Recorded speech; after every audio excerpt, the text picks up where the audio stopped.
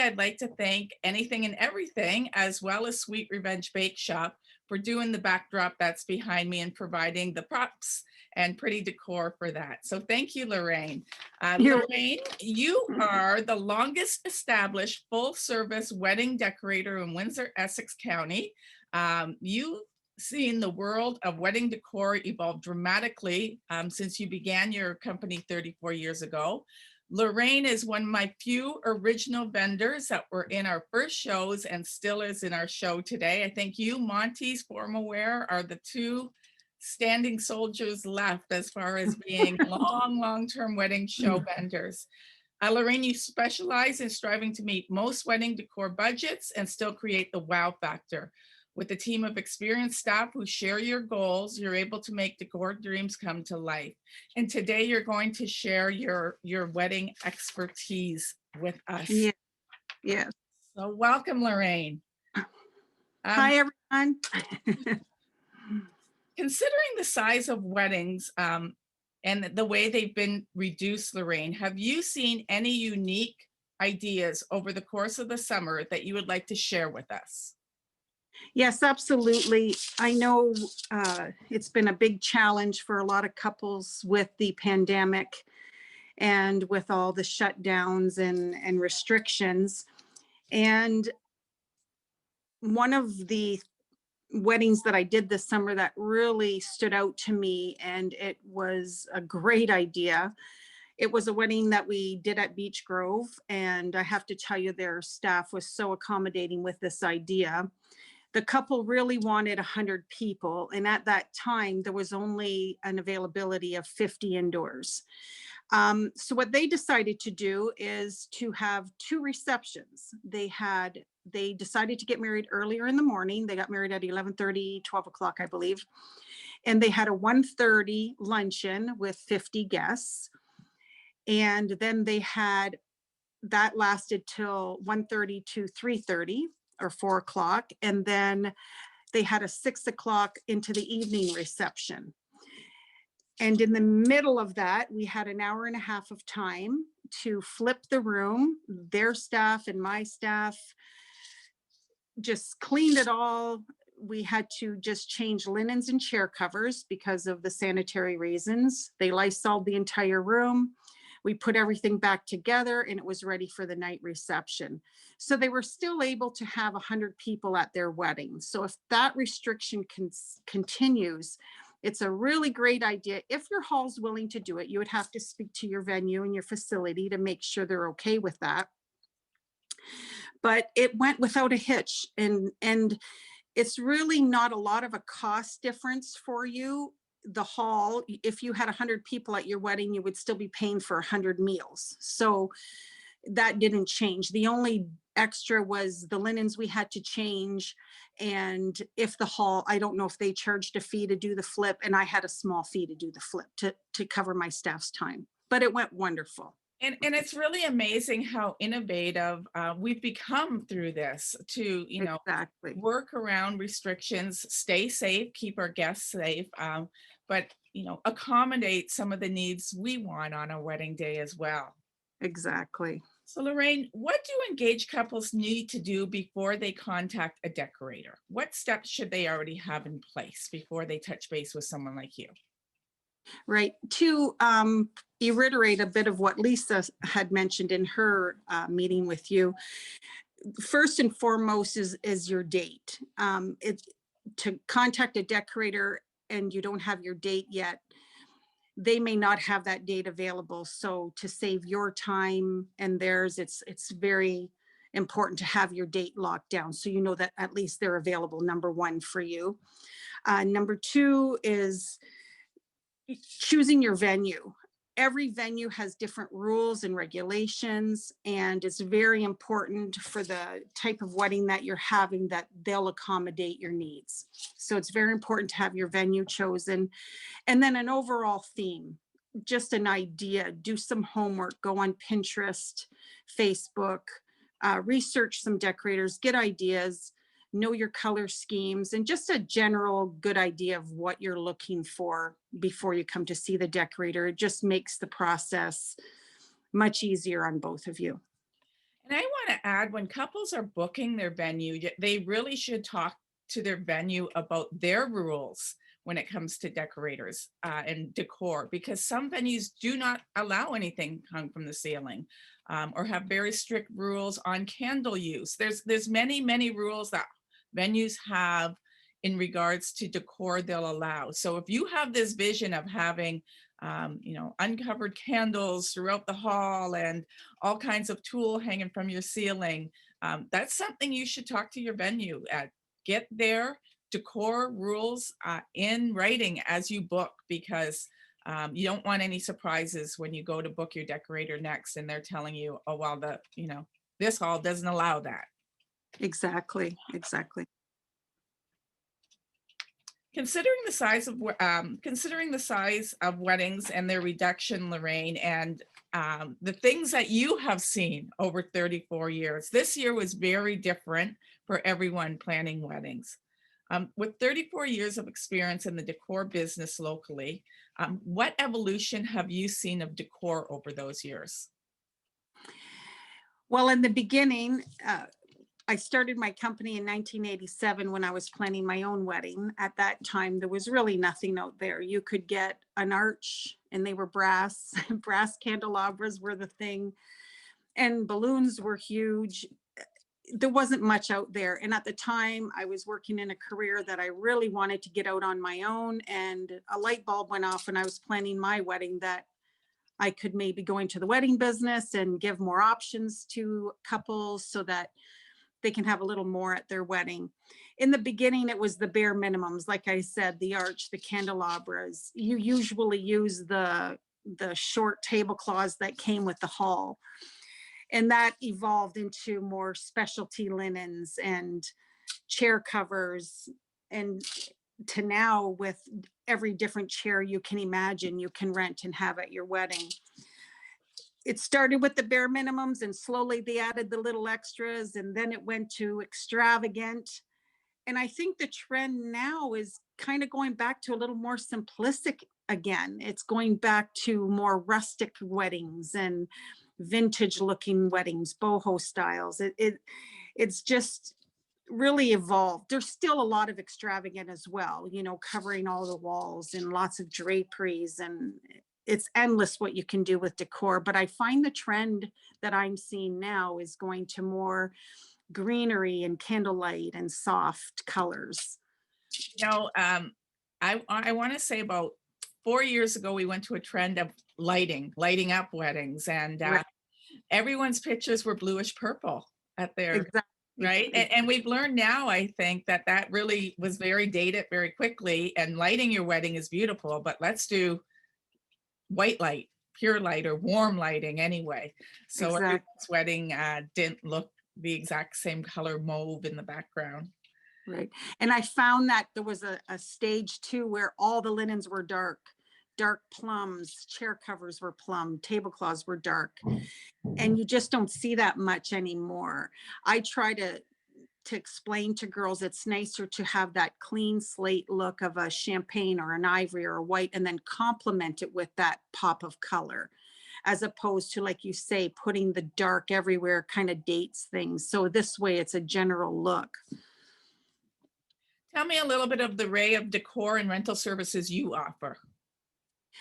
We offer full floral service. We have designers and we do both fresh and artificial flowers. As far as the decor, we do absolutely everything, anything and everything. We have an array of centerpiece choices, specialty linens, chair covers, different sashes, cuffs, buckles for the chairs, embellishments. Backdrops, we have a huge selection of choices on backdrops. We do invitations. We can also help you with that. And we also do the planning aspect and day of coordinating. So we do a vast array of services. Anything you possibly can need for your wedding, we'll do any part of. A lot of girls like to do some themselves, and we're great to work with you on that. That is not an issue. and we can do all of, and we do the setup, delivery, tear down, because you don't want to be tearing down decor at 1 o'clock in the morning. That's what we're there for. Yes, we're Oh, there to make. those of us in the wedding industry can tell you, no, you don't want to do that on your wedding day. Yeah, yeah. And even Um, the setup as well. You want that day to be pampered and enjoy your day, and that's what we're here for. if a couple wants elegant simplicity in their decor, what design elements would you recommend? For simplicity and still having that beautiful look, I think one of my most important things are linens. A floor length, crisp linen, nicely pressed, beautiful centerpieces, and your backdrop can be all you need to make a beautiful room. And then add to it from there if your budget allows you to do so. But I think to keep it simple, and adding the fresh flowers, of course, just gives it that extra beauty. What decor disaster should be considered when planning an outdoor wedding, and how can a good decorator be prepared to avoid these catastrophes? And outdoor weddings were, I mean, bigger than ever this past summer, and I expect them to be going into late spring, summer, and fall this year, Lorraine. So you and I know from being in the business that catastrophes happen outdoors. We can control everything. We can't control the weather and the outdoor environment. So tell us how you can avoid some decor catastrophes when considering an outdoor event. Sure. And I think, like you said, it's about being prepared. You always have to have a backup plan with an outdoor wedding. I just had this conversation 2 days ago with a bride that's going to be under a pavilion that has no sides. And my first thought to her was, what are you going to do if it rains? And she hadn't really thought of that. So it's very good to have a backup plan. And sometimes you might just assume that because you're at a pavilion at a hall facility that you can just move it to the inside, but they might have rented the inside to another customer, so you have nowhere to go. So in that instance, I recommended that they at least put up some size of a tent hooked to the pavilion, so that if it does have a side, sometimes with the wind, the rain can be blowing through, that they have somewhere to go. So it's always good to be prepared, to have a backup plan, and really think about different things that can come up. Now, as far as catastrophes, I think when you're doing a tent wedding, one of the most important things is tent placement. I did a wedding once, and they had a property with a slope and decided to put the tent down on the flat ground, which seemed like a good idea at the time. But there was literally a torrential downpour the morning of the wedding, and we were setting up, and literally a river of water was flowing through the tent. And it was like, oh my gosh, the rain finally stopped. They filled the tent with bales of hay and to absorb the water, and people walked on that. It all worked out in the end, but tent placements, and so keep in mind those kind of things. Water runs down, and that type of idea. Pest control is very important with an outdoor wedding. People don't think about that. The minute we put white linens on a table, it seems like every bug is attracted to it and will start crawling. So I always recommend the day before the wedding, close your sides, fog the area really well. I believe you can rent fogging machines, or you can buy canned spray foggers that you can spray. And even the morning of, do it one more time. It just keeps them at bay, and you don't want that happening on your wedding. And just, I don't know what else I can say about that one. Well, I think those were all good tips, and Yeah. an experience I've had with tent very many years ago is it rained so much that the actual water running off the tent created a trench around the tent. It was just an all day rain.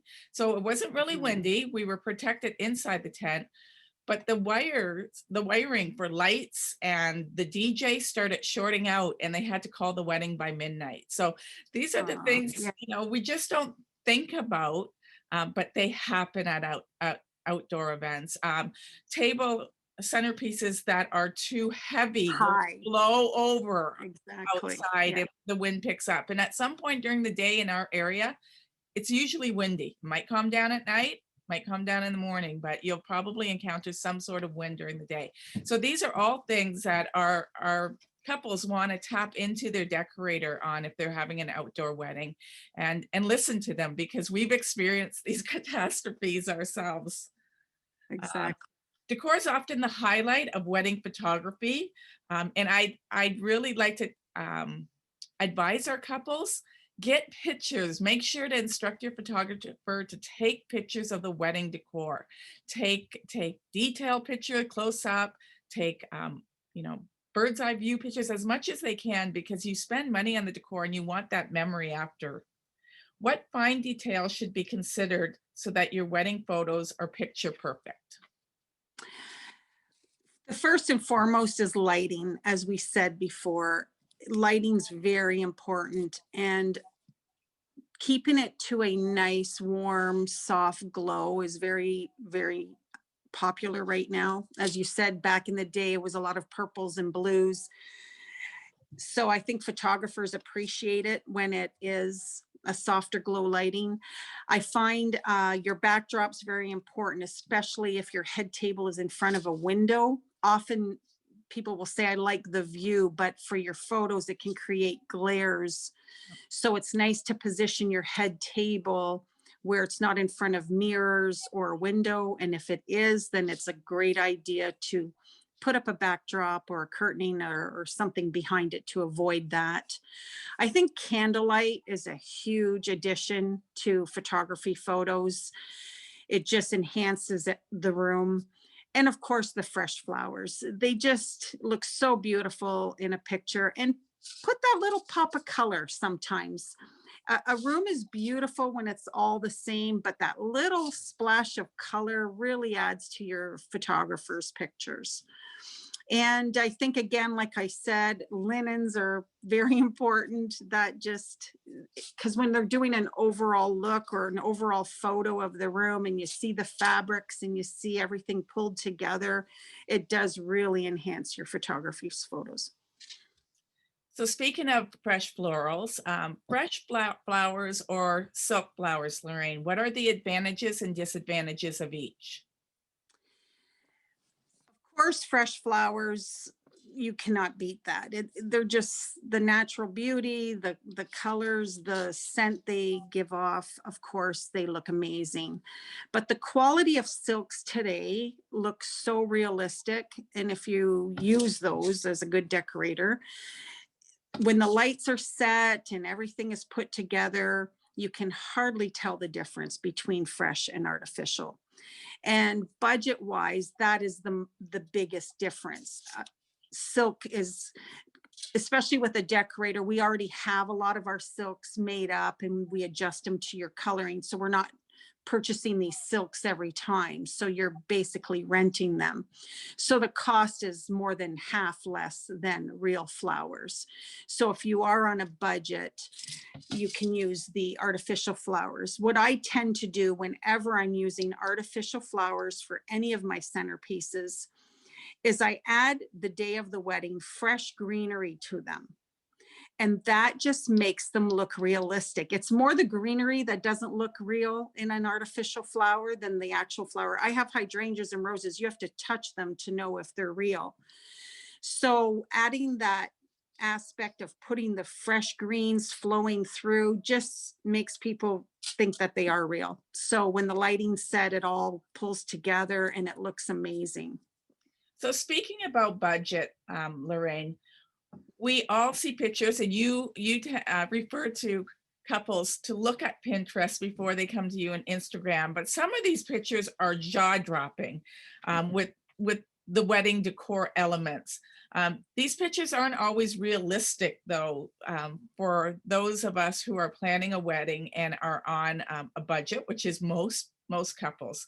What decor elements would you advise would give the most decor impact on a very tight budget?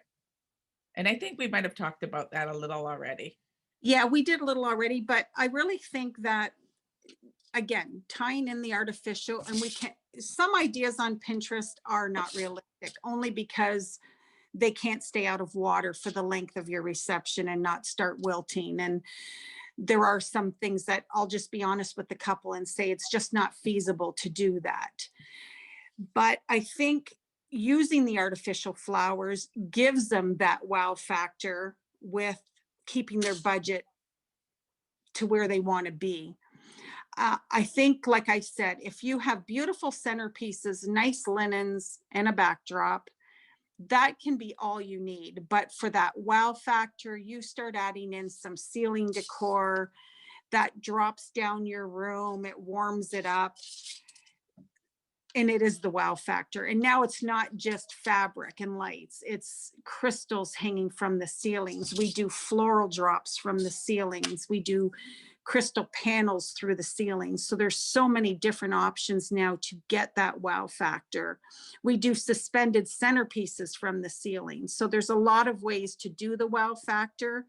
And there's ways of doing it, but still keeping to your budget. I really like to try to help girls stay within their budget. And this is a question that I get asked every time. How much does it cost? How much is a wedding? And it is so hard to answer that question because it depends, number one, on your venue. And because to say a ceiling is this much, it might be more at for example, the Chicharo, because I need to book a lift to be able to get up there. So there's different reasons why at different halls, these items cost differently. But I try to tell girls, if they start with a $15 to $20 per person, that's a great starting point. So for example, if you have 100 people at your wedding and you plan $15 to $20, you're looking at a $15,000 to $2,000 budget. That gets you a fair amount of beautiful decor and flowers. So that's right. So that's how I kind of tell them to get a starting point. And of course, I don't want to scare anyone off. They might have $1,000 budget. So we can do it with that. You just get less items or less choice on what you're doing. Right. So, and then it can go way up from that if you're adding specialty chairs and specialty linens, extras, all the extras. So, but on average, around the $20 mark, you get decent decor. Okay. I'm going to ask you one more question. We have opened the chat line. We've got questions coming in. So, all right. What are the newest color themes that you're seeing in decor trends for 21 and 22? The newest colors this year's yellow. I've had a few girls that have chosen yellow this year. The grays and navy suits for the men. It used to always be black, but you're not seeing as much black anymore. I've seen the gray come in the last year quite a bit. And we had a stage of chocolate, but this year I think it's more navies and gray in the tuxes for the men. Still, the blush coloring is huge, and greenery. Most of the weddings I'm planning right now are strictly sticking to like an ivory and greenery and just that little hint of champagne, or just very little color, to be honest. Okay, question number 1 is from Emily. Do most venues have their own decorator, or do most couples need to hire a decorator? Also, what is the average budget you would work into? Well, we just talked about that. So that one's answered. $15 to $20 a head is a good start for your decor. So do most venues have their own decorator? No. Some of the wineries do, and a couple of the facilities that are unique have their own, but overall, all the main large halls do not have their own decorator. And even if they do have a decorator on site, I think they still let you can talk with them if you have someone that you would rather work with. I'm sure they don't hold you to have to use their decorator, but it's always good to use the in-house decorator because I'm sure they're aware of the facility and so on. But most halls do not have their own decorator. What type of decor do you suggest for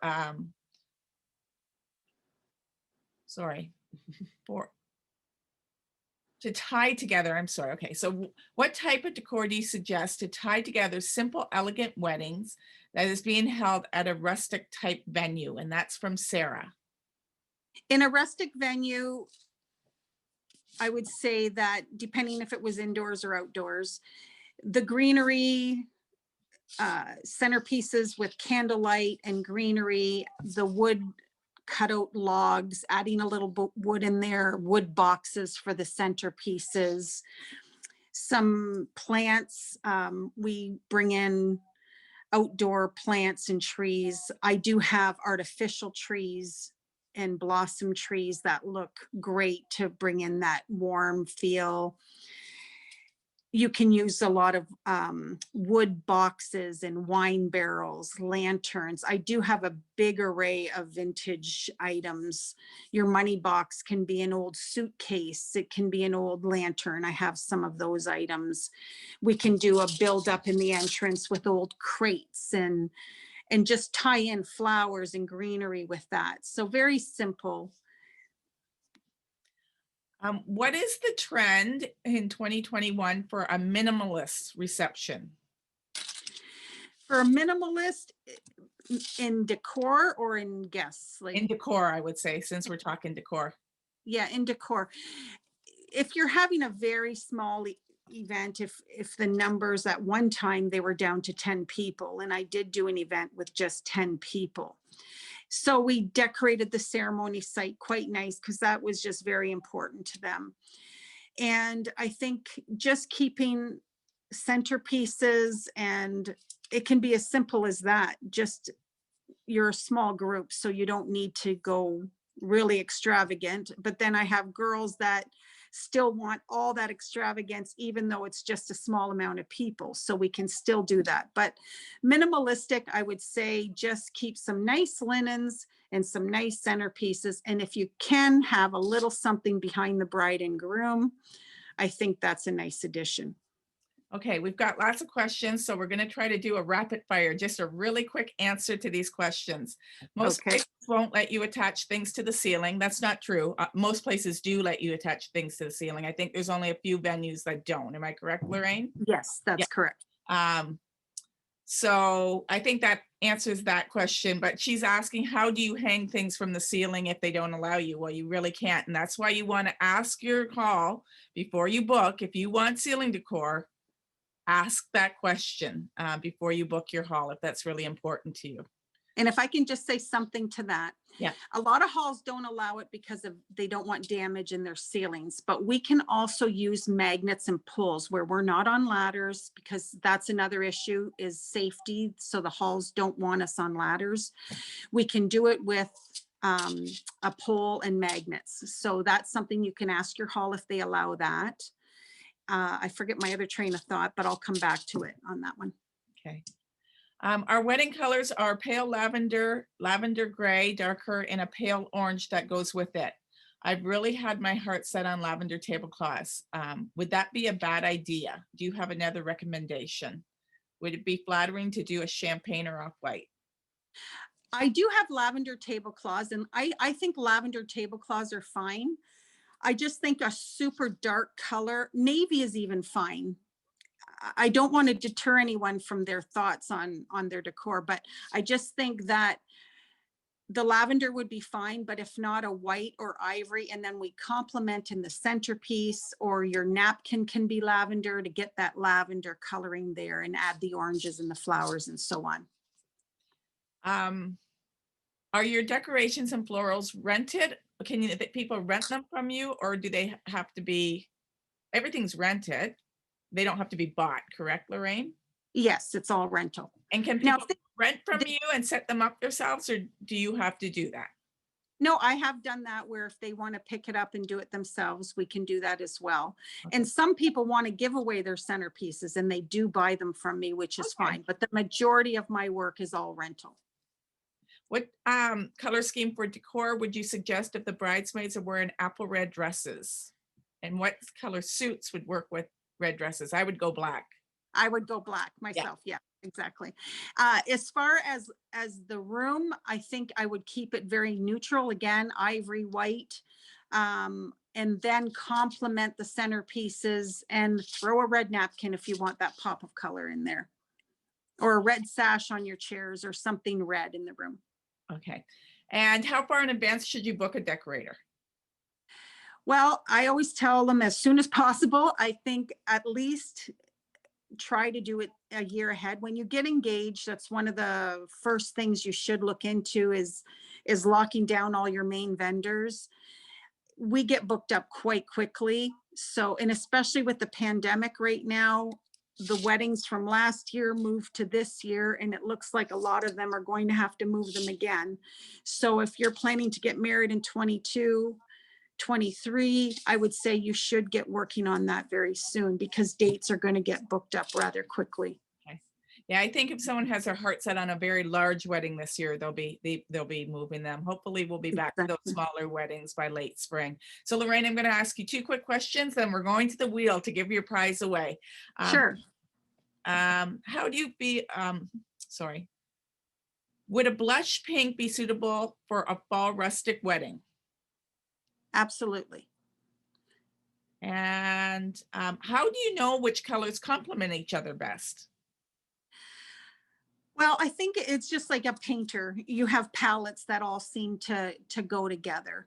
And I think if people just think in that frame of mind when they're planning their color scheme is to look at some color palettes and it just kind of naturally flows. And I just think the softer colors tend to blend together. Your ivories, your champagnes, blushes, lavenders, dusty roses, you know, all the soft tones, they all just roll into each other. So I pretty much any color goes for a wedding and it goes any time of year. I know people in the fall think you need to do oranges and reds. And of course that looks amazing, but it's not. Today, it's your day. You do what you feel is best for you and what color you love. And I don't think the time of year really matters. Okay, I think we've gotten to most of, I think pretty much all the questions. There were some questions about pricing. How much is this? How much is that? We're going to put Lorraine's contact information up right after we spin the wheel. You're also going to be emailed her contact information right after this workshop. So check your inbox. And Lorraine, you're available to answer as many questions about pricing from here, I'm sure, as couples have. Sure, absolutely. Okay, so the prize today is a $500 gift certificate for floral or decor from Anything and Everything. And this has to be for someone who's not already booked with you, correct, Lorraine? Yes, Okay, yes. so for a new Now, client, before we go to that, Nancy, do you mind yes, if I say something? Okay, I just have to put a shout out to you and your staff. 34 years ago, you had an idea to connect couples with vendors and giving us a platform to showcase what we do and to meet up with couples. And you have helped me grow my business over 34 years and countless of other vendors. And I just need to tell you from the bottom of my heart how I appreciate the part you played in my business over 34 years and to thank you and your crew. I consider you a colleague and a friend. And I think here we are in the middle of a pandemic and you still found a way to connect us with couples. And I think you're giving them a little bit of excitement back in a time that was dark. And I think they were overwhelmed and you're giving them a chance to get excited again about their weddings. So thank you from all of us. We appreciate everything that you and your staff do. thank you, Lorraine. Well, you know, I do what I love and I take seriously what we do. And I'm just so happy that we found a way to help these couples out and connect them to wonderful vendors like we have in our shows that take their business seriously and they just don't do it to make money. They do it because they love what they do. So Windsor is leading the way once again in Canada with what we're doing this week, and we hope couples have enjoyed it.